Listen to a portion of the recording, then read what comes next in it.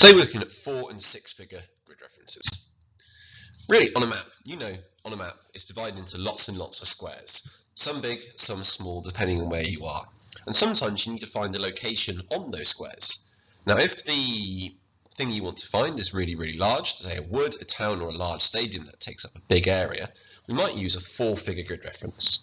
If we want to find the specific location within that square, so let's say a toilet at a stadium or an area in a wood like a picnic site, then we use a 6-figure grid reference. And really, when writing an answer, the 4 and the 6-figure reference gives you a clue. It's about how many numbers are going to be used. For a 4-figure reference, it's 4 numbers. For 6, it's 6. So, here's a map. And I want to work out the 4-figure reference for a wood.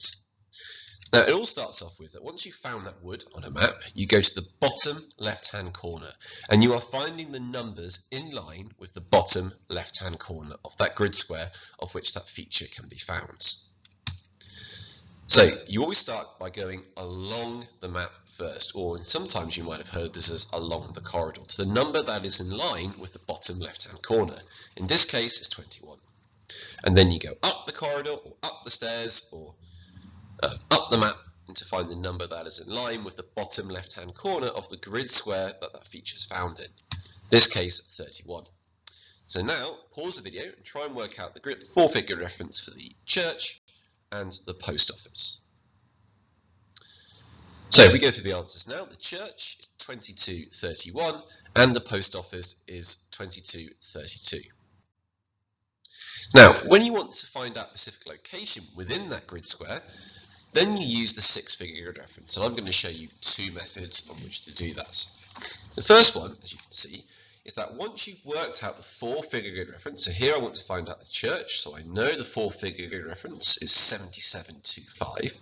I need to find the 3rd and 6th number. First thing that you can do is find halfway between 77 and 78, and then 25 and 26. And then divide up that grid square into basically into a 10 by 10 grid, or the numbers that you can see here. So halfway along is 5, between 77 and 78. Halfway along is 25 and 26. And what you can do is you basically find a number in line with that church, so in this case 3, and then going up and you write that in, so 77, 3. And then you find the number in line with the church going up between 25 and 26. In this case is 3 as well. And so the answer you would write is 77, 3, 25, 3. So can you have a go now at working out the 6-figure reference for the station and the picnic site? Pause the video and see what you do. So for the station, you should have had 77, 8, 25, 8. Usually the map can give you like plus or minus 1, and it's always, and I should have said this, is always the middle of that feature. And then for the picnic site, something like 77, 2, 2, 5, 8, or 9. Now, something that we can play is Where's Wally? And that's always useful. So once you have found Wally on this grid, you need to work out the 6-figure reference. Now, like I said, you find the center of that person or thing that you're trying to locate within the grid square, and then you work out the 4-figure reference first. That's the bottom left-hand corner. So in this case, it would be 3105. Then you take out your ruler and you measure the gap between them. In this case, it's 2 centimeters. And remember, I said that when you're doing the 3rd and 6th number, you have to put a 10 by 10 grid. So if you were to divide 20 millimeters by 10, what that means is every number is 2 millimeters. Every time you go up 2 millimeters, that's 1 number. So in this case, you can find Where's Wally at 17 millimeters.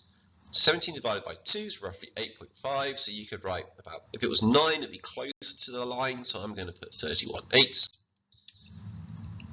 And then going up, it's 4, so I divide that by 2, and that gives me 4 divided by 2 is 2, and so I'm going to write 31.8052. So rewind, have a go. You've got lots of examples to practice. Still in doubts, ask.